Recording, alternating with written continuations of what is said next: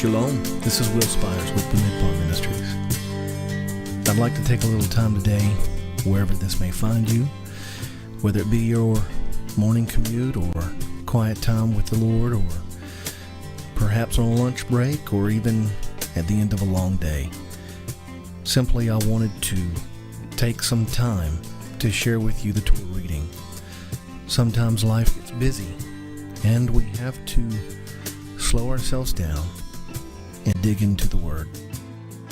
And so this is an opportunity to share with you the Torah, the Haftarah, and the Brit Chadasha readings with you each week.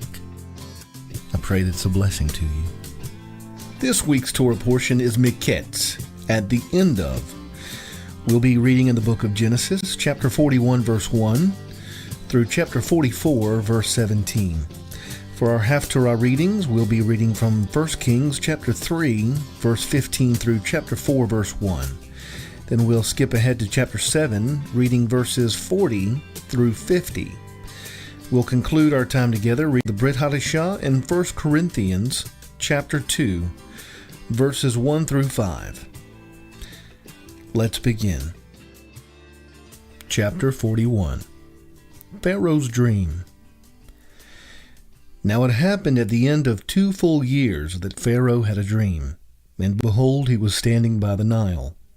And lo, from the Nile there came up 7 cows, sleek and fat, and they grazed in the marsh grass.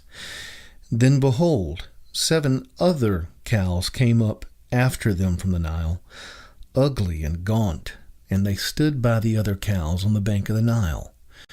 The ugly and gaunt cows ate up the 7 sleek and fat cows. Then Pharaoh awoke. He fell asleep and dreamed a second time. And behold, 7 ears of grain came up on a single stalk, plump and good. Then behold, 7 ears thin and scorched by the east wind sprouted up after them. The thin ears swallowed up the 7 plump and full ears. Then Pharaoh awoke, and behold, it was a dream. Now in the morning his spirit was troubled. So he sent and called for all the magicians of Egypt and all its wise men. And Pharaoh told them his dreams, but there was no one who could interpret them to Pharaoh. Then the chief cupbearer spoke to Pharaoh, saying, I would make mention today of my own offenses. Pharaoh was furious with his servants, and he put me in confinement in the house of the captain of the bodyguard, both me and the chief baker. We had a dream on the same night, he and I. Each of us dreamed according to the interpretation of his own dream. Now a Hebrew youth was with us there, a servant of the captain of the bodyguard, and we related them to him, and he interpreted our dreams for us. To each one he interpreted according to his own dream, and just as he interpreted for us, so it happened. He restored me in my office, but he hanged him. Yosef interprets. Then Pharaoh sent and called for Yosef, and they hurriedly brought him out of the dungeon.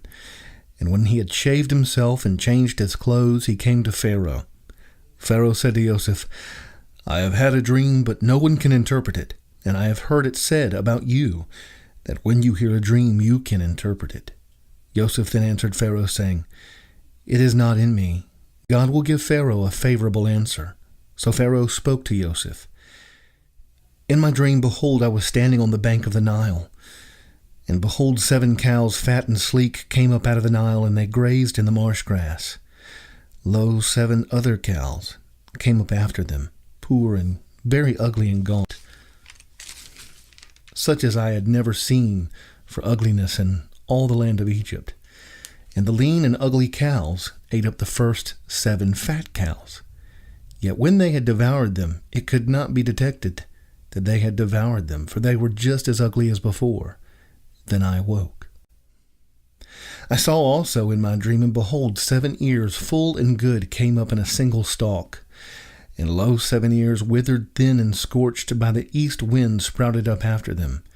And the thin ears swallowed up the 7 good ears. Then I told it to the magicians, but there was no one who could explain it to me.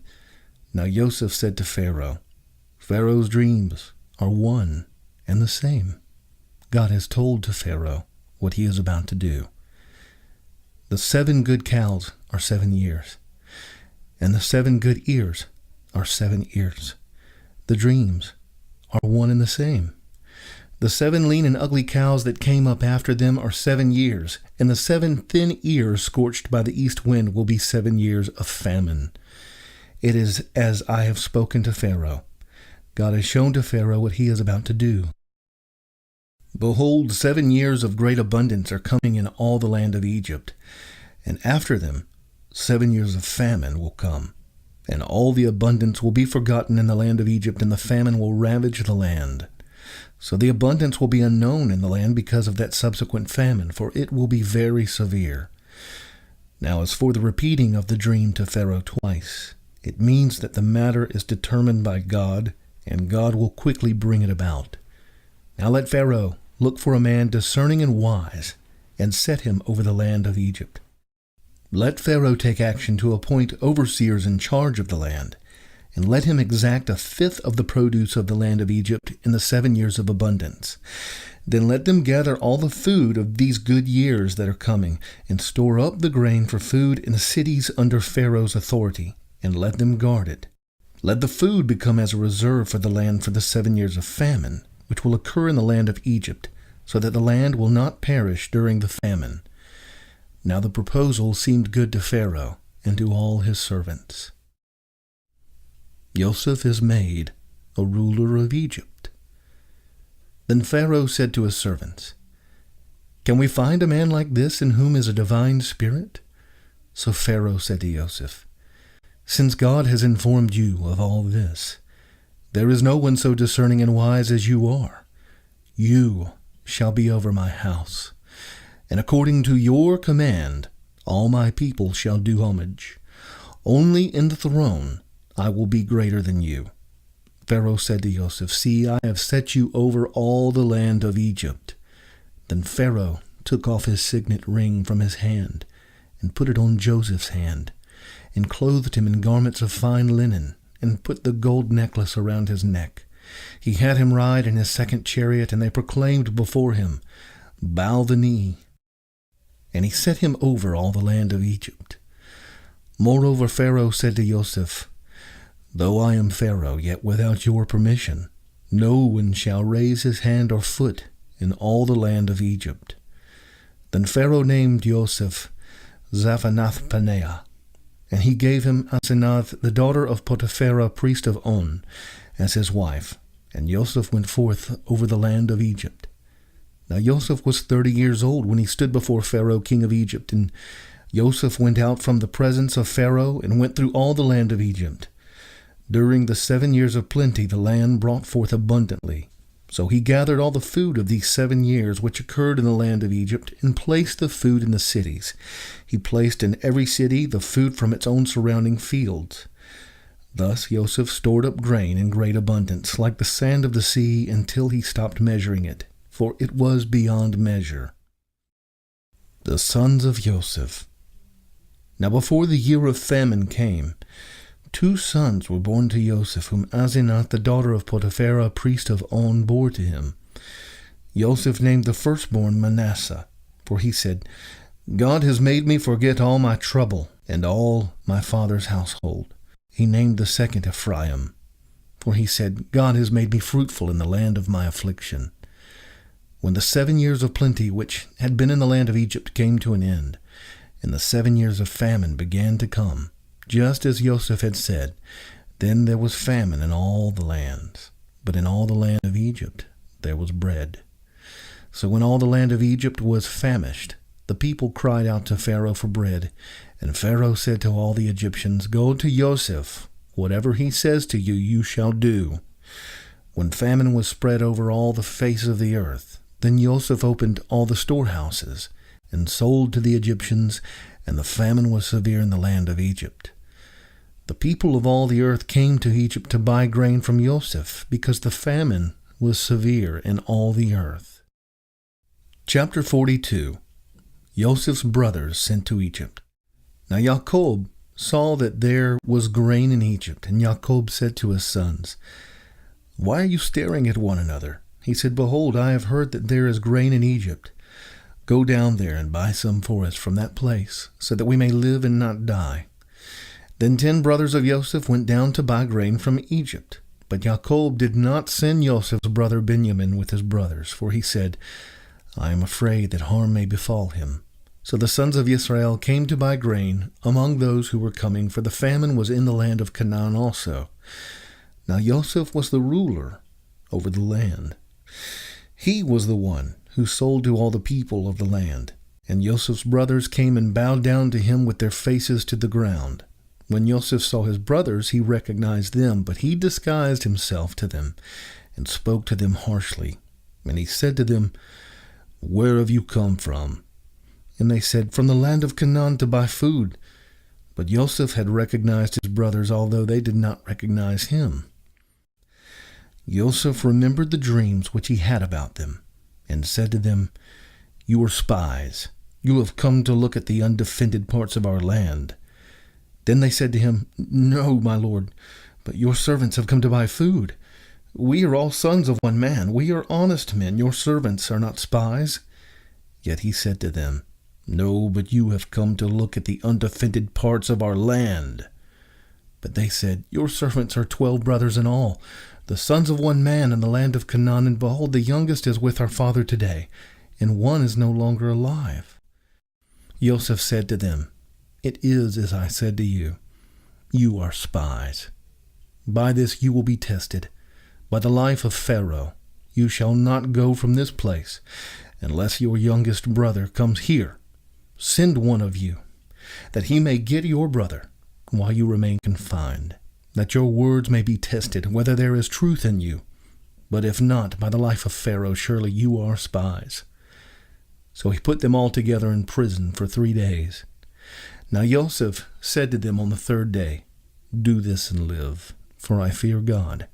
If you are honest men, let one of your brothers be confined in your prison. But as for the rest of you, go, carry grain for the famine of your households. And bring your youngest brother to me, so your words may be verified, and you will not die." And they did so.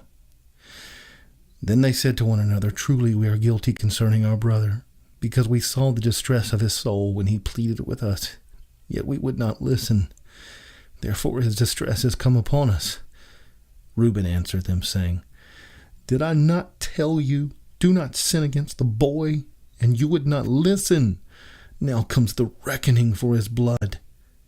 They did not know, however, that Joseph understood, for there was an interpreter between them. He turned away from them and wept.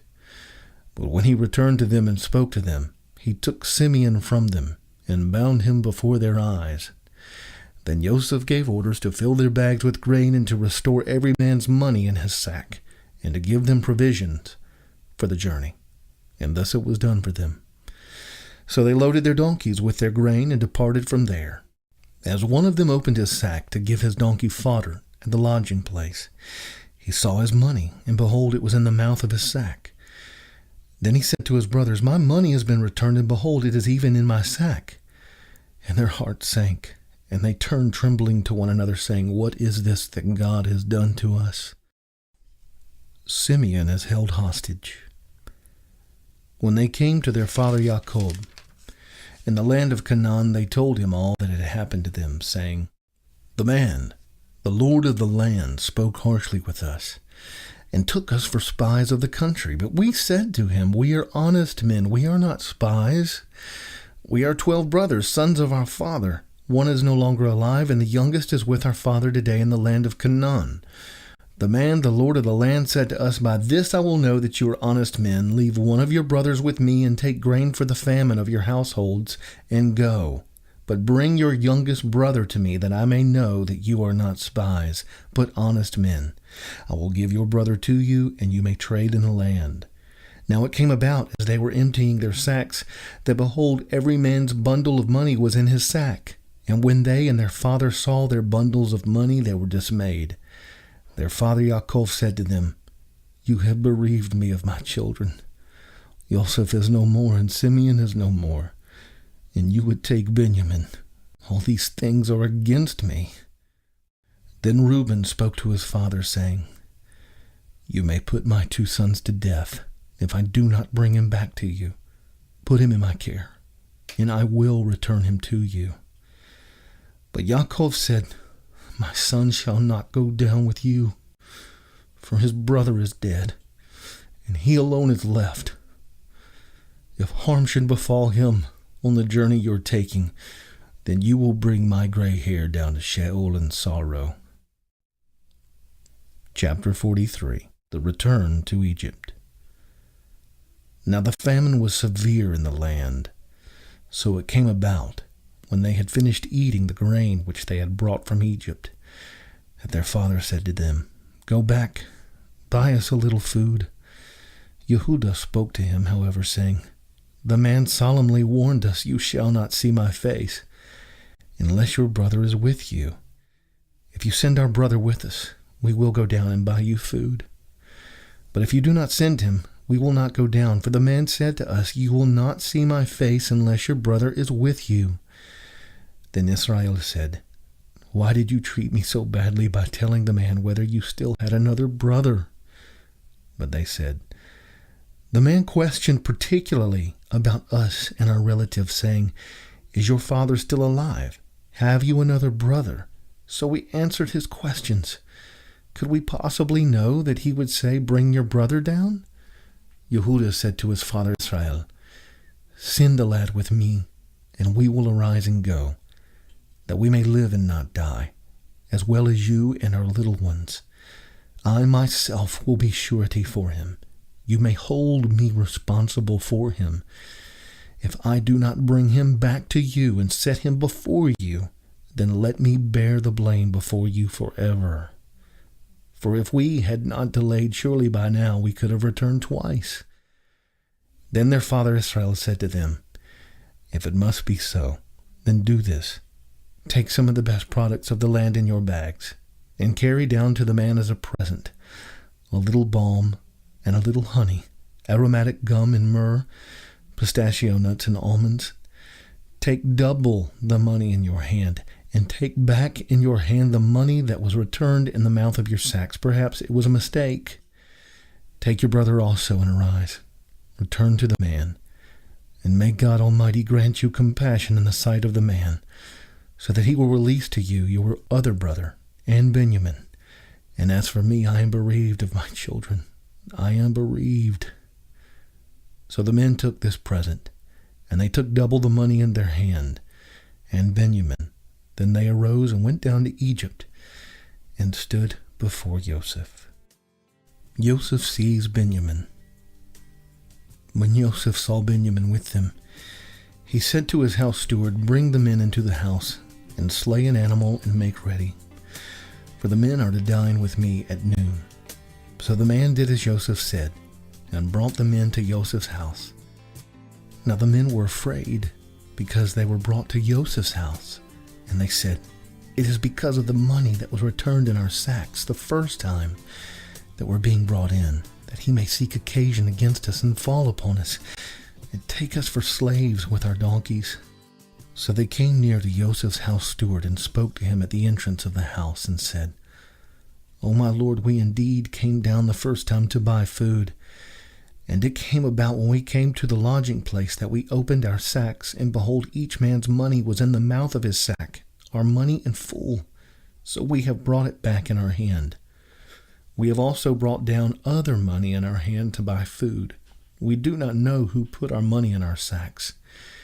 He said, "Be at ease. Do not be afraid. Your God and the God of your father has given you treasure in your sacks.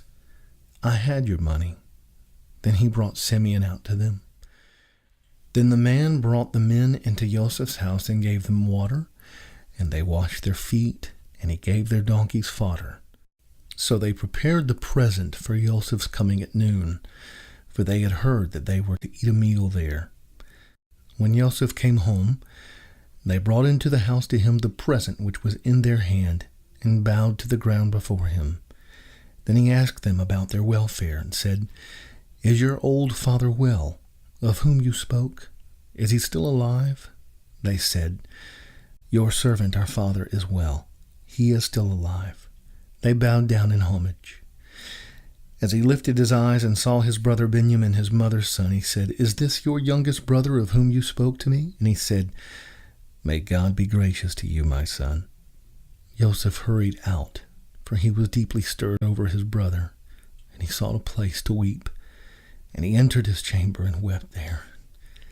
Then he washed his face and came out, and he controlled himself and said, "Serve the meal." So they served him by himself, and them by themselves, and the Egyptians who ate with him by themselves, because the Egyptians could not eat bread with the Hebrews, for that is loathsome to the Egyptians. Now they were seated before him, the firstborn according to his birthright, and the youngest according to his youth, and the men looked at one another in astonishment. He took portions to them from his own table, but Benjamin's portion was 5 times as much as any of theirs. So they feasted and drank freely with him. Chapter 44. The brothers are brought back. Then he commanded his house steward, saying, "Fill the men's sacks with food, as much as they can carry, and put each man's money in the mouth of his sack. Put my cup, the silver cup, in the mouth of the sack of the youngest, and his money for the grain." And he did as Joseph had told him. As soon as it was light, the men were sent away, they with their donkeys.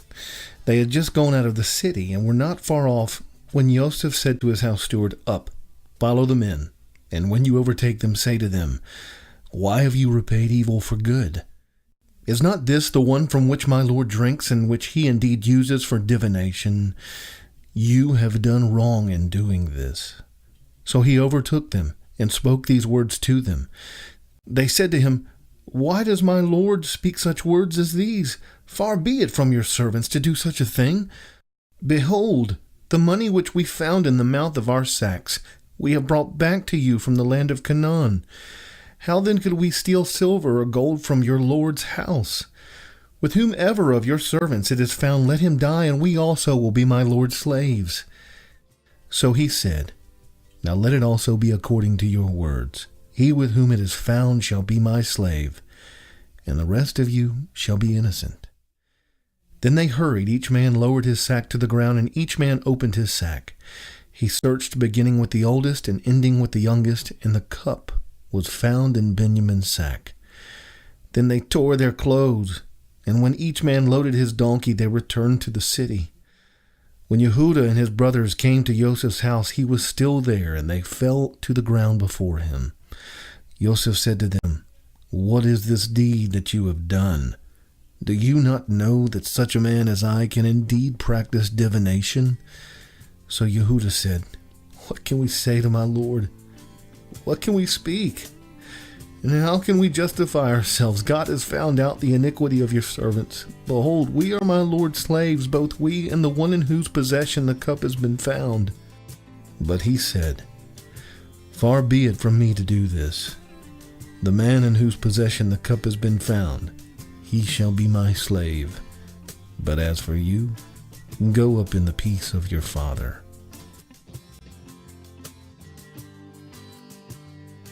Let us now turn to our Haftarah reading, 1 Kings chapter 3, verse 15 through chapter 4, verse 1. Let's begin. Then Solomon awoke, and behold, it was a dream. And he came to Jerusalem and stood before the ark of the covenant of the Lord, and offered burnt offerings, and made peace offerings, and made a feast for all his servants. Solomon wisely judges. Then 2 women who were harlots came to the king and stood before him. The one woman said, "O my lord, this woman and I live in the same house, and I gave birth to a child while she was in the house. It happened on the 3rd day after I gave birth that this woman also gave birth to a child, and we were together. There was no stranger with us in the house, only the 2 of us in the house. This woman's son died in the night, because she lay on it. So she arose in the middle of the night and took my son from beside me while your maidservant slept, and laid him in her bosom, and laid her dead son in my bosom. When I rose in the morning to nurse my son, behold, he was dead. But when I looked at him carefully in the morning, behold, he was not my son whom I had borne. Then the other woman said, No, for the living one is my son, and the dead one is your son. But the first woman said, No, for the dead one is your son, and the living one is my son. Thus they spoke before the king. Then the king said, The one says, This is my son who is living, and your son is the dead one. And the other says, No, for your son is the dead one, and my son is the living one. The king said, Get me a sword. So they brought a sword before the king. The king said, Divide the living child in two, and give half to the one and half to the other. Then the woman whose child was the living one spoke to the king, for she was deeply stirred over her son, and said, Oh, my lord, give her the living child, and by no means kill him. But the other said, He shall be neither mine nor yours. Divide him. Then the king said, Give the first woman the living child, and by no means kill him. She is his mother. When all Israel heard of the judgment which the king had handed down, they feared the king, for they saw that the wisdom of God was in him to administer justice. Chapter 4. Solomon's Officials. Now King Solomon was king over all Israel. Let us now turn to the second Haftarah reading for Miketz. 1 Kings chapter 7, verses 40 through 50. Let's begin. Now Hiram made the basins and the shovels and the bowls. So Hiram finished doing all the work which he performed for King Solomon in the house of the Lord. The two pillars and the two bowls of the capitals which were on the top of the two pillars, and the two networks to cover the two bowls of the capitals which were on the top of the pillars. And the 400 pomegranates for the two networks, 2 rows of pomegranates for each network to cover the two bowls of the capitals which were on the tops of the pillars. And the 10 stands with the 10 basins on the stands, and the 1 sea, and the 12 oxen under the sea, and the pails, and the shovels, and the bowls, even all these utensils which Hiram made for King Solomon in the house of the Lord were of polished bronze. In the plain of the Jordan the king cast them in the clay ground between Sukkot and Zarethan. Solomon left all the utensils unweighed, because they were too many. The weight of the bronze could not be ascertained. Solomon made all the furniture which was in the house of the Lord, the golden altar and the golden table on which was the bread of the presence, and the lampstands, 5 on the right side and 5 on the left, in the front of the inner sanctuary of pure gold, and the flowers and the lamps and the tongs of gold, and the cups and the snuffers, and the bowls and the spoons and the fire pans of pure gold, and the hinges both for the doors of the inner house, the most holy place, and for the doors of the house, that is, the nave, of gold. Let us now turn to the Brit Chadasha portion. For this week's Torah portion, Miketz, we'll be reading in 1 Corinthians chapter 2, verses 1 through 5. Let's begin. And when I came to you, brethren, I did not come with superiority of speech or of wisdom, proclaiming to you the testimony of God. For I determined to know nothing among you except Jesus Christ and Him crucified. I was with you in weakness, and in fear, and in much trembling. And my message and my preaching were not in persuasive words of wisdom, but in demonstration of the Spirit and of power, so that your faith would not rest on the wisdom of men, but on the power of God. And that concludes this week's Torah portion reading of Miketz. I want to thank you for your time. Thank you for tuning in again this week. It is a joy to be able to bring these to you. Of course, as always, I want to encourage you to take time to check out Dr. Pastor David Jones of Ruach Ministries International. Again, if you click the link in the top right corner of the video screen there, it will take you to their YouTube channel where you can find the corresponding weekly Torah teaching. Also in the description below is a link for Ruach Ministries International Vimeo channel, which also has the same teachings available. If you're enjoying these teachings, it would encourage me if you would notice the WP logo in the bottom right corner of the video screen. If you click that logo, you will subscribe to my channel. If you visit my YouTube channel, locate the bell icon, select it, and that will provide weekly automatic notifications to your email to let you know every time I've uploaded a new weekly audio portion reading. In the meantime, I pray that you have a good week, that your days are blessed and full, and until we meet again next week, Shalom.